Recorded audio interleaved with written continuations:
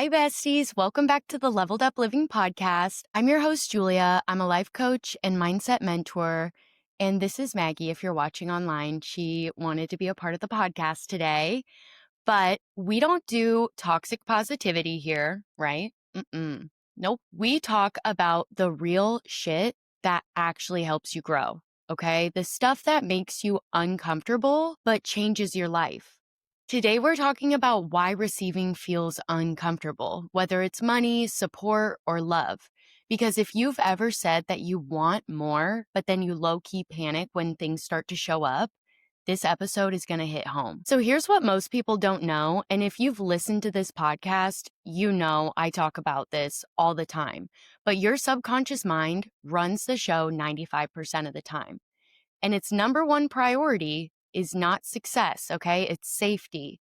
So even if consciously you want more money, you want more peace, you want more freedom, if your subconscious believes that it's unsafe to receive, you will find a way to block it every single time without consciously knowing it.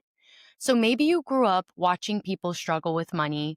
Maybe you learned it was safer to do everything yourself. Or maybe you were taught that things always come with strings attached. So now, as an adult, when someone gives you something or when money comes in, you tense up.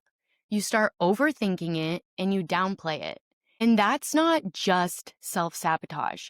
That's your nervous system reacting to something it doesn't recognize as safe. So here are a few of the beliefs that mess with our ability to receive. I have to work really hard for everything I get.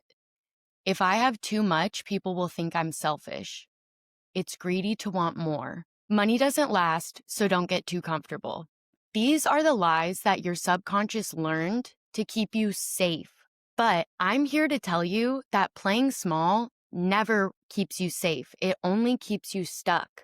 Okay, let's talk about what to do in the moment when that tight, anxious feeling shows up, because I promise it will. So here's what I tell my clients.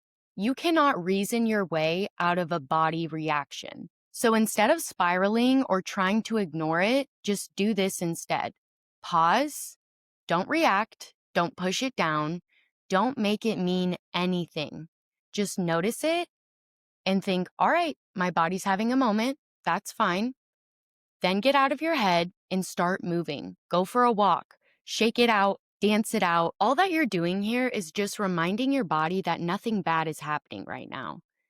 And if you can train yourself to stay calm and grounded when good things start coming in, that's where the real shift happens. That's how you start expanding your capacity to receive, not by forcing affirmations, but by proving to your body, hey, it's okay. We're so safe and we can totally handle this. Your nervous system learns through repetition. So if you are able to do this every time that feeling comes up, that is going to help the most. And once you start feeling safe to receive, everything starts changing. You stop pushing away opportunities. You stop stressing the second something good happens, and you finally start trusting yourself to just handle more. This is where the aligned version of you starts to show up. Not because you've mastered every mindset hack, but because your body and your mind are finally on the same team. And I've got a free live webinar coming up called Unmask Your Limiting Beliefs on Sunday, November 9th at 11 a.m.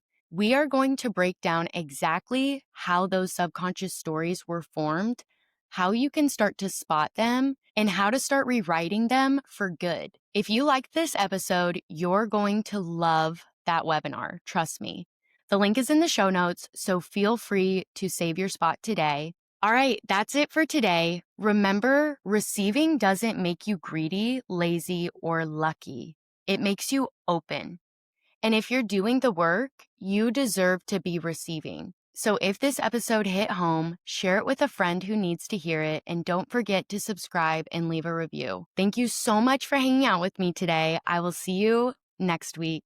And until then, keep showing up like the woman you already are, okay? I love you so much. Forehead kiss. Mwah. Bye, babes.